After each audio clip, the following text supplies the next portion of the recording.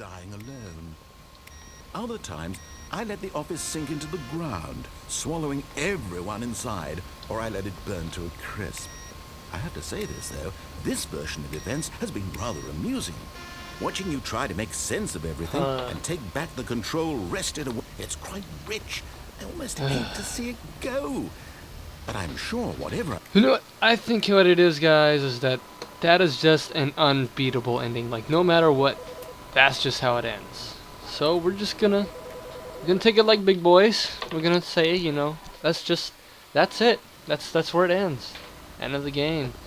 So this time we're gonna press the off switch. I want to make this an ending where there's an ending. So let's go ahead and do that. And there we go. Is that a load screen I see, or feel, or hear?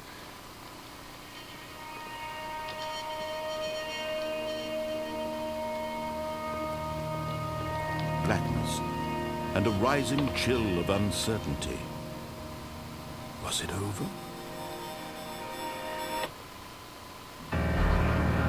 Yes. He had won.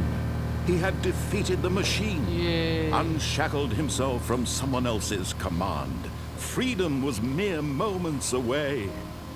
And yet, even as the immense door slowly opened, Stanley reflected on how many puzzles still lay unsolved. Where had his co-workers gone? How had he been freed from the machine's grasp? What other mysteries did this strange building hold? But as sunlight streamed into the chamber, that is huge. He realized none of this mattered. Oh, to that's him. a walkway. Oh, it's like, oh my god, it got bigger. Even power that he had been seeking, but happiness. Perhaps his goal had not been to understand, but to let go. No longer would anyone tell him where to go, what to do, or how to feel. Whatever life he lives, it will be his. And that was all. I'm just gonna say how ironic what the narrator is saying right now. Like, Stanley's finally free, no one's telling what to do. But technically you did everything he told you to do. He needed to know. It was perhaps the only thing worth knowing. Stanley stepped through the open door. Let's go. Let's go. Stanley felt the cool breeze upon his skin, the feeling of liberation, the immense possibility of the new path before him. This was exactly the way, right now, that things were meant to happen. And Stanley was happy.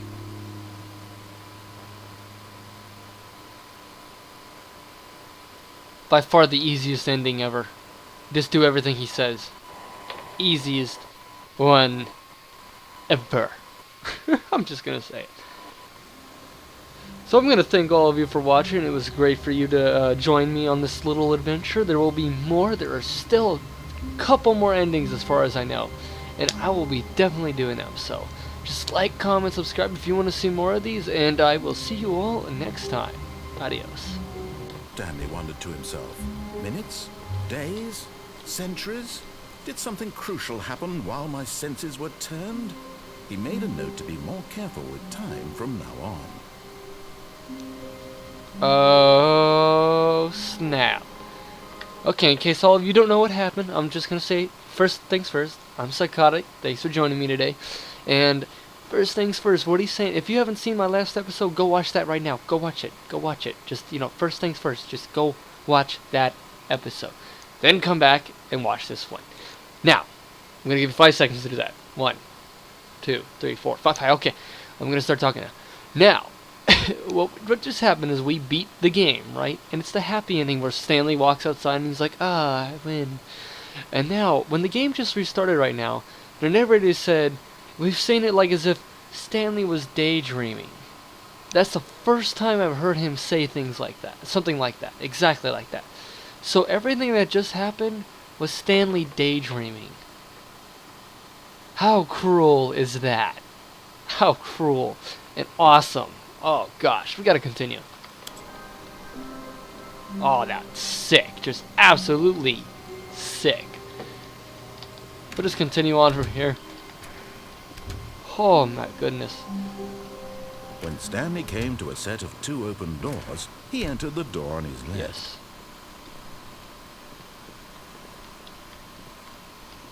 Yet there was not a single person here either.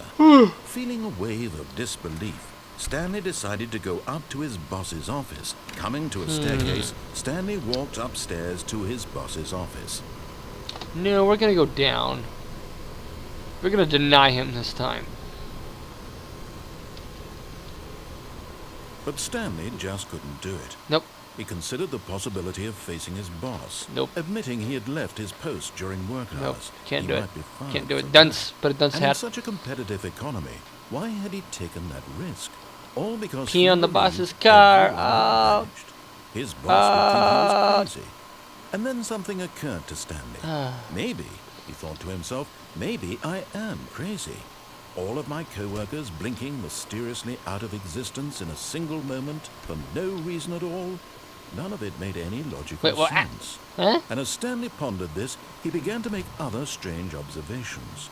For example, why couldn't he see his feet when he looked down? Why did doors close automatically behind him wherever he went? Very good question. And for that matter, these rooms were starting to look pretty familiar. Yeah, Were I'm they starting to simply get that. repeating? No, Stanley said to himself, this is all too strange. This can't be real. And at last, he came to the conclusion that had been on the tip of his tongue. He just hadn't found the words for it. I'm dreaming, he yelled. This is all a dream. Oh, what a relief Stanley felt to have finally found an answer, an explanation.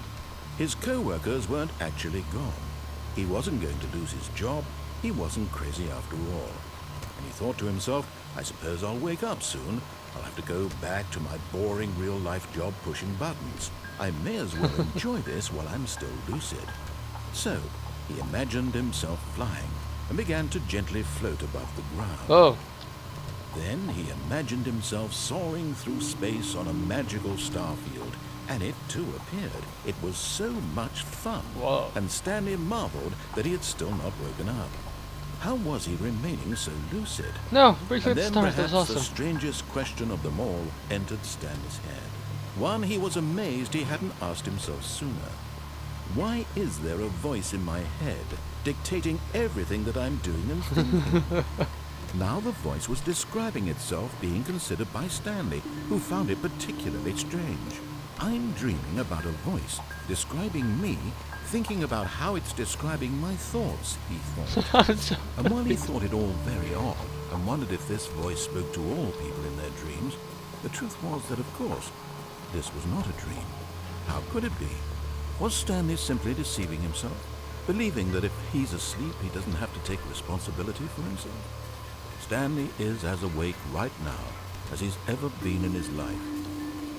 Now, hearing the voice speak these words was quite a shock to Stanley.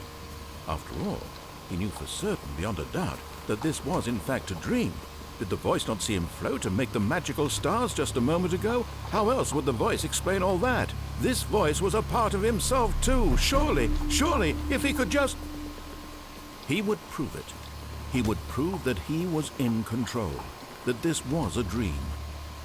So he closed his eyes gently, and he invited himself to wake up. He felt the cool weight of the blanket on his skin, the press of the mattress on his back, the fresh air of the world outside this one. Let me wake up, he thought to himself. I'm through with this dream. I wish it to be over. Let me go back to my job. Let me continue pushing the buttons. Please, it's all I want. I want my apartment, and my wife, and my job. All I want is my life exactly the way it's always been. My life is normal. I am normal. Everything will be fine. I am okay. Okay.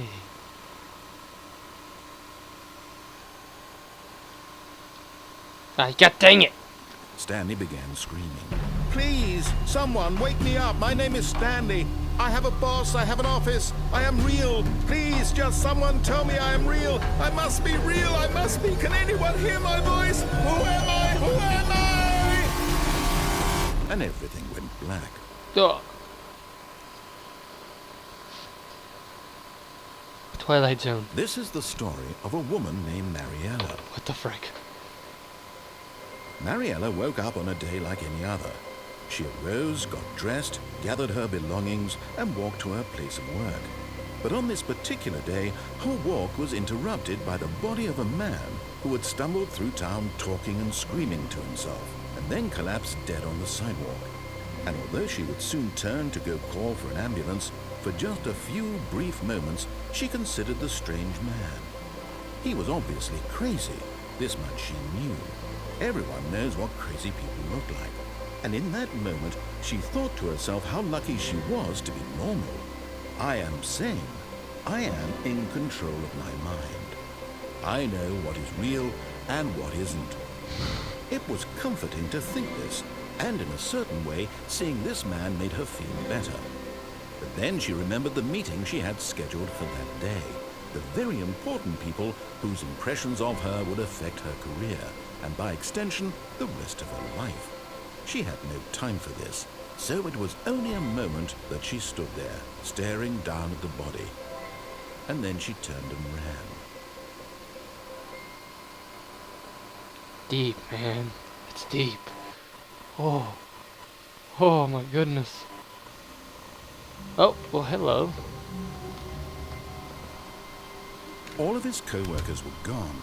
What could it mean? I remember this. Stanley decided to go to the meeting room. Perhaps he had simply missed a memo. Well, I do believe, everybody, that is the very last ending. If I do so happen to find any more, I will make sure to record them and show them to you guys. And, but otherwise than that, thank you all for watching. Like, comment, subscribe. And, you know, it was great playing this game for you guys. I rate it 10 out of 10 right off the bat. Right off the bat. And so I want to say thank you all for watching and have a good night. Adios.